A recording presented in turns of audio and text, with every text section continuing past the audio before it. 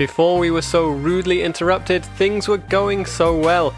Since my last podcast, football has disappeared, come back, and roared on further than I realised. Having left each other hanging in match day 3, we are now on match day 19, and the league is starting to take shape. In this returning episode of Japan Soccer Weekly, I'll look back at all the results from the weekend, quickly mention a win for J3's bottom club, and it's all eyes on Yuki Nagasato. All that and more to be discussed on this week's Japan Soccer Weekly.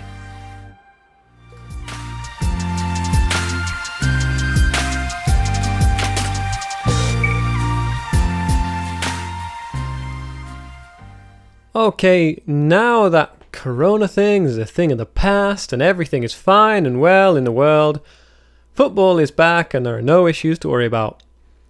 Yeah, not quite, but regardless of the current situation that's ongoing and ever-changing, football in Japan has been silently impressive, slowly increasing numbers now up to 50% of the stadiums and trying to bring fans back to the games. I've been at 2 games this weekend over in Ehime Prefecture. The standard checks on the ticket gates now are actually becoming quite reassuring. Each game I've been to this month, so 4 different teams so far, I've had a small group of people at the entrances who will check your temperature, ensure you have your mask on, see that you scan your own ticket, wash your hands, and then kindly remind you about social distancing too. It's quickly becoming the norm.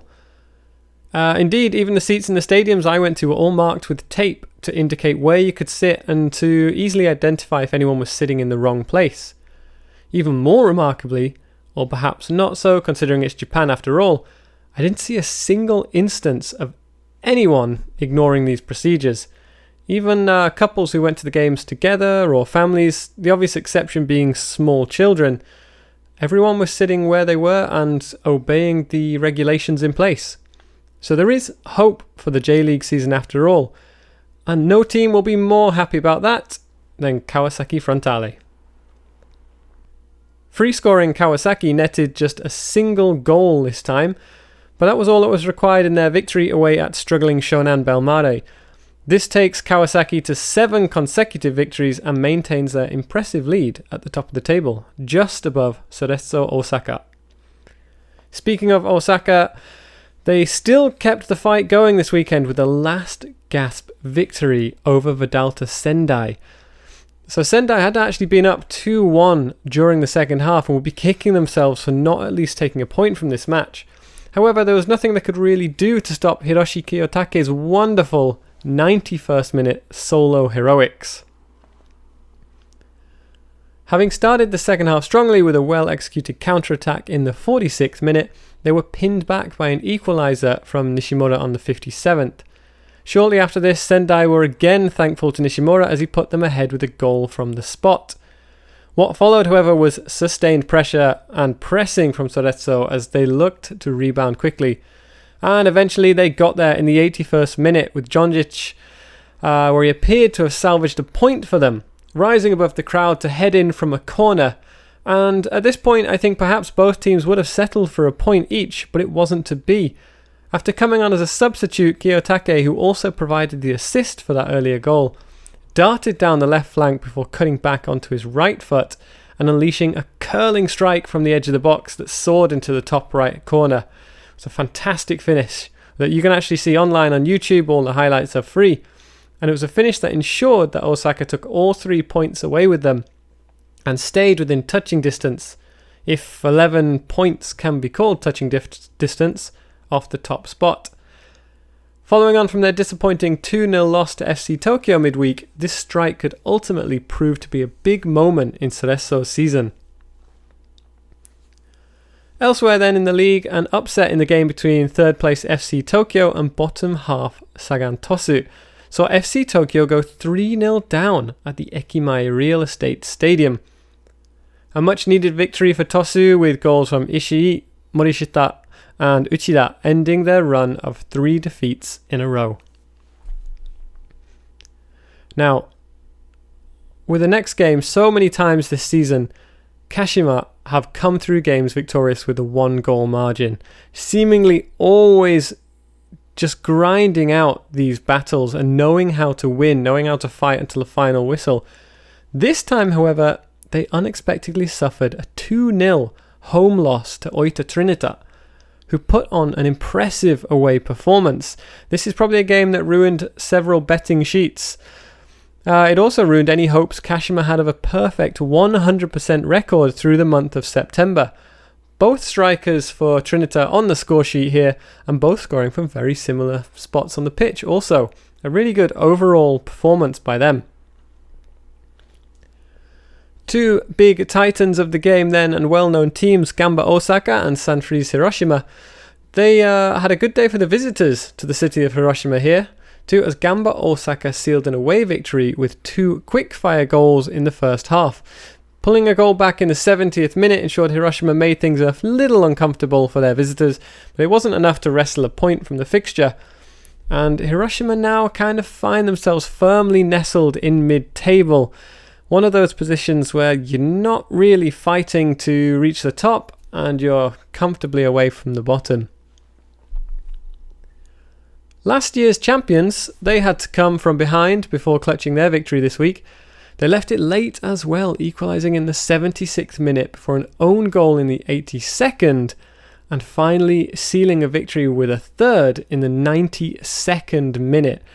There were a lot of late goals this week. The Marinos came out like a completely different team in the second half. Watching the highlights back of this game, I was surprised to see Ominami's own goal described as a howler. I didn't think that was really fair. In truth, he didn't have much choice, as he slid in to prevent the ball from going across the box, unfortunately directing it goalwards past his own onrushing keeper. Again, he got criticised here for a howler of an own goal. That's anything but. There's so many. This own goal could happen to any defender. Most surprising about it, actually, though, was Nakagawa, Teruhito Nakagawa, the number 23 striker. So he was rushing forward, and he was actually the reason why the slide happened in the first place, because he was just beyond the defender. And he was still on his feet. He was with the ball, and he could have easily tapped it into the net. You know, it was his run that forced the error in the first place, and for whatever reason, he just left it. And he allowed the own goal to stand rather than claiming it easily for himself. Ominami might not be forgetting that act for quite a while, and it's a little bit confusing as to why that happened, perhaps thinking he was offside, I'm not sure. Not to be outdone, Yokohama's neighbours also collected 3 points for the weekend. Yokohama FC beating Urawa Reds 2-0. Yusuke Matsuo putting in a man-of-the-match performance and giving Yokohama FC something to be really excited about. He's a young player and definitely one to watch. It wasn't actually just his brace of goals, but rather the way he went about the pitch during the match that was something fans will be sure to admire. Continuing through the games then at a nice quick pace. Last 2 games of the weekend, a 3-1 victory for Nagoya Grampus here as they made easy work of Shimizu S-Pulse. Didn't take long to get off the mark, with Hiroyuki Abe curling in a beautiful strike in off the post after just 79 seconds. A real shock to the system there for S-Pulse. It actually could have been a high scoring game if it wasn't for some goalkeeping heroics and a bit of help from the woodwork occasionally too. Naoki Maeda eventually did increase the lead just before half time. He looked miles offside at first. I was waiting for the flag to go up, but replay showed he timed his run to perfection before rounding the keeper, and with an open net in front of him, absolutely blasted it from all of about 1 yard out. I talk about making sure it goes over the line. I remember doing that in school a lot. If you just got nobody in front of you, you've rounded the keeper. It's one of those, you either blast it, or to annoy everyone, you get on the floor and try to head it across the line. Thankfully, he didn't do that. And finally, Captain Maruyama finished off a great day for Nagoya with a beautiful header. Falling away from the shot, he managed to somehow get as much power on it as he did, and it rocketed through the bodies and into the net. A really nice sound on this one you can hear without the noise of the crowd in the background. Late consolation goal was there though, as Shimizu pushed to make things awkward for the home side, but never really achieved that in the end. So lastly, new manager Atsuhiro Miura. Vissel Kobe took to the field at home against Consadole Sapporo. Miura, a previous player for Kobe and in the Japanese national team also, he got off to a dream start. Kobe romped home to a 4-0 victory. They won't all be this straightforward for Miura, but it was as good a start as any manager can hope for. Of course, when you have someone like Iniesta pulling the strings in midfield, once again instrumental in controlling the flow of the match, it makes things a little easier. Alright, we've flew through those reports, so after the break we'll have a little information on Japan's awesome Yuki Nagasato.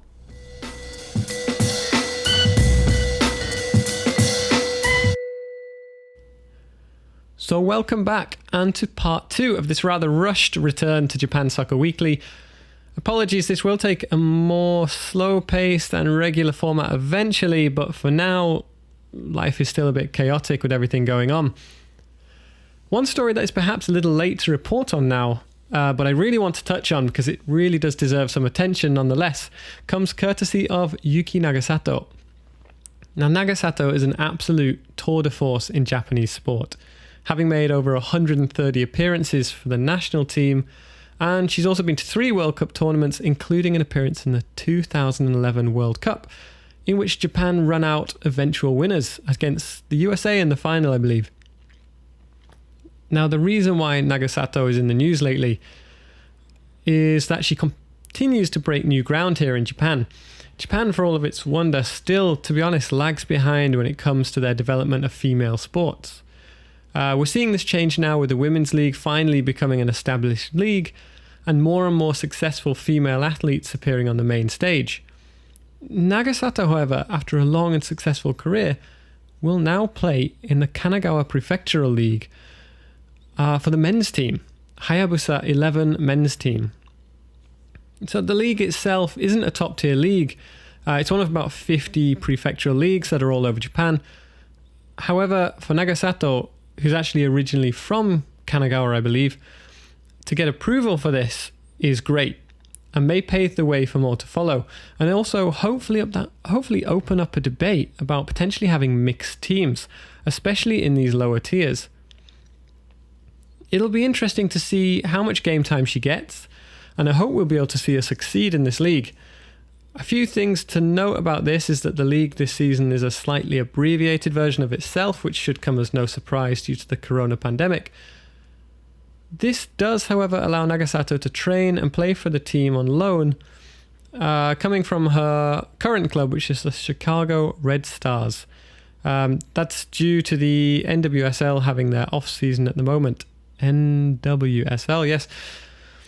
So, due to the current state of the league and issues surrounding Corona, we're actually seeing a lot of players in America leaving that women's league, either permanently or on loan, basically in an effort to find game time somewhere and keep fitness levels high.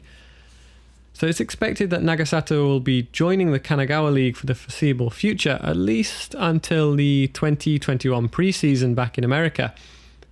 So just to wish her luck in the games, and we want to try to keep a close eye on performances. Again, bear with me on that. There is very little coverage, especially in English.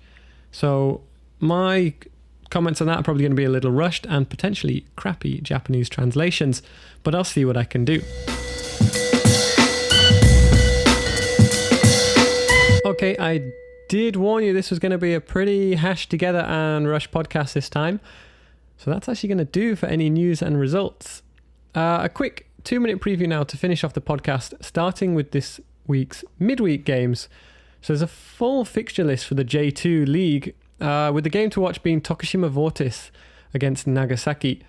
This is for the race for promotion. It's very tight at the top. I believe first and second on the same points. And top placed Tokushima will be desperate to ensure they take maximum points from their third placed rivals. As for J1, it will be Yokohama against Tosu, Vissel Kobe hosting Nagoya, a big game there, and Urawa Reds against FC Tokyo. Just before we wind this up though, and before I go, I want to congratulate my local team Kamatamare Sanuki, currently laying bottom of the J3 League, and facing almost certain relegation. They looked down and out recently, but somehow managed a remarkable 4-2 home victory at the weekend, and this has brought them just 1 point away from Cerezo Osaka's under-23 team. As the crowd in Kagawa would say, it's all for Sanuki, and here's hoping they can continue on this form into the weekend. So I'll be back, hopefully, regularly, once a week, with these short podcasts, just giving you a quick review of the games, maybe 1 or 2 highlights and interesting stories picked out from the news across the week. So I'll try to be back next week and promise to keep these podcasts as consistent as I can. Once I get my equipment sorted and my schedule back on track, things will be a lot easier. In the meantime, though, let me know what you think, and if you want to hear about anything in particular, what you want to know about the Japanese football. Do you just want reports, or would you like stories as well? So Japanese football is still relatively unknown outside of Japan, and I'd love to provide you with some information and insights that will help with your enjoyment of the sport. You may have noticed I've just rocketed through this as well at a really high pace. If you prefer that and want a condensed podcast, something between 10-20 minutes, that's what I'll aim to do. If you prefer longer, more detailed reports, again, get in touch and I'll see what I can do, and we'll just amend it as we go along.